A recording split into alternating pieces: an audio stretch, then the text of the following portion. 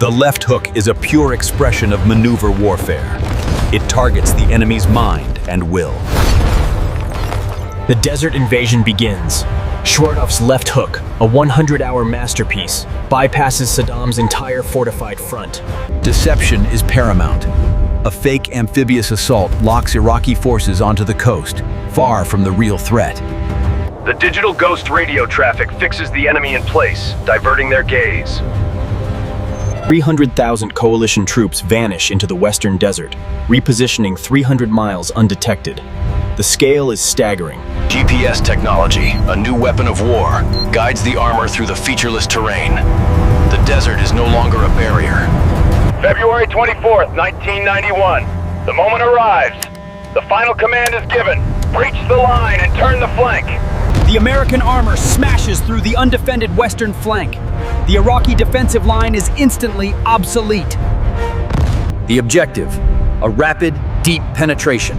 Encircle and trap the Republican Guard, cutting off any escape route. F-117 Nighthawk stealth fighters own the night sky.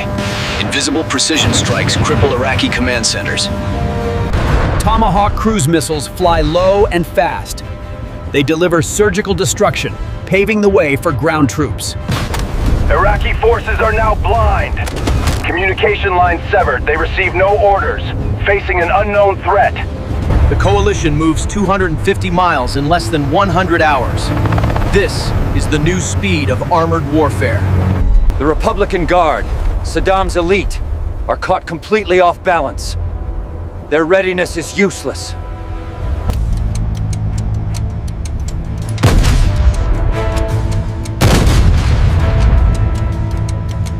British Challenger tanks engage the enemy. Their Chobham armor shrugs off Iraqi fire, advancing without pause. The X-8th Airborne Corps secures the deep flank. They act as the anvil for the armored hammer. Iraqi forces attempt a chaotic retreat. The roads leading north become a deadly, inescapable bottleneck. Faced with overwhelming speed and firepower, entire Iraqi units surrender without a fight. Resistance collapses. The M1 Abrams thermal sights cut through the desert night. They see the enemy long before the enemy sees them. Fuel and ammunition must follow the rapid advance. A logistical miracle unfolds across the desert. Close air support is instantaneous. A-10 Warthogs deliver devastating fire, clearing the path for ground troops. Immediate aftermath. Thousands of disoriented, thirsty Iraqi soldiers are captured.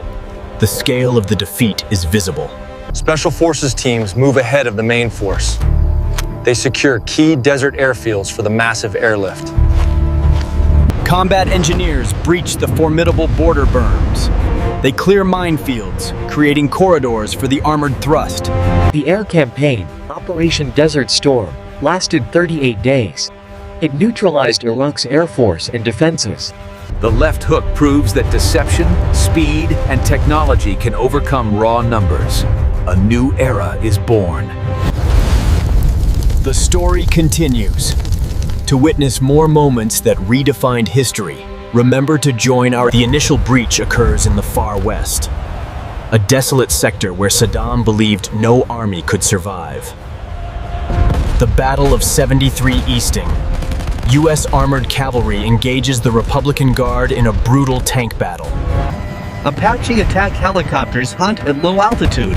They destroy Iraqi armor, creating a path for ground advance. Iraqi T-72 tanks, a Soviet relic, are no match for the M1's fire control system. The gap is vast. The 100-hour war is a test of human endurance. Coalition troops fight without sleep, driven by speed. The threat of a U.S. Marine amphibious landing kept thousands of Iraqi soldiers pinned to the coast. The ruse was perfect. Forward arming and refueling points, FARPs, are established rapidly. Helicopters refuel miles from the front lines. Damaged vehicles are recovered and repaired under fire. Maintenance capability is a critical force multiplier.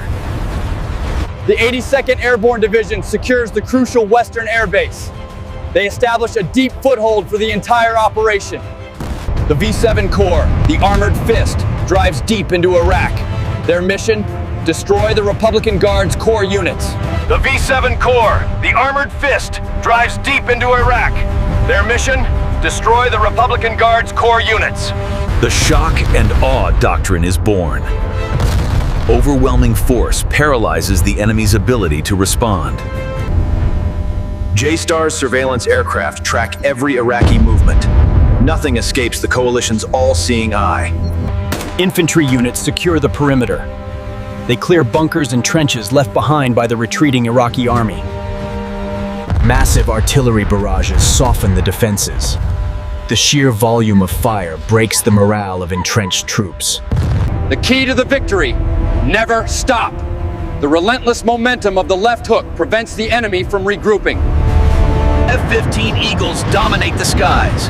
They establish total air superiority, preventing any Iraqi counterattack. Iraqi soldiers, expecting a frontal assault, are terrified when the attack comes from their unprotected rear. The extreme desert environment is a brutal enemy. Sand, heat, and cold test the limits of both men and machines. The war is televised live.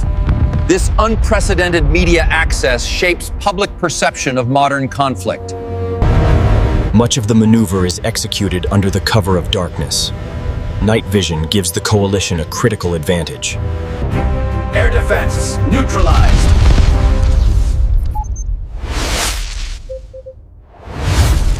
Iraq's sophisticated air defense network is systematically dismantled.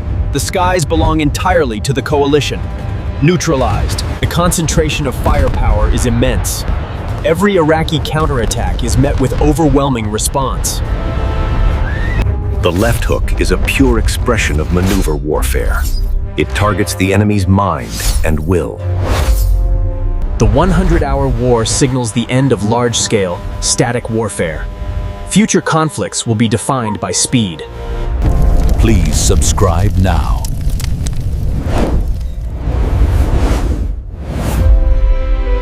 The Shamal wind, a sudden dust storm, briefly halts the advance. Nature itself intervenes in the conflict.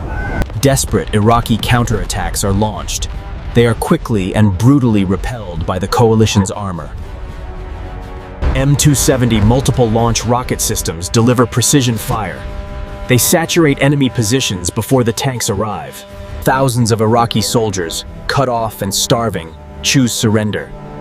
The sheer hopelessness of their situation is clear. The left hook remains a textbook example of military maneuver. A perfect fusion of deception and force. Coalition engineers rapidly construct temporary bridges. They overcome natural barriers, maintaining the advance's speed. C-130 Hercules aircraft establish a constant air bridge. They deliver critical supplies directly to the advancing columns.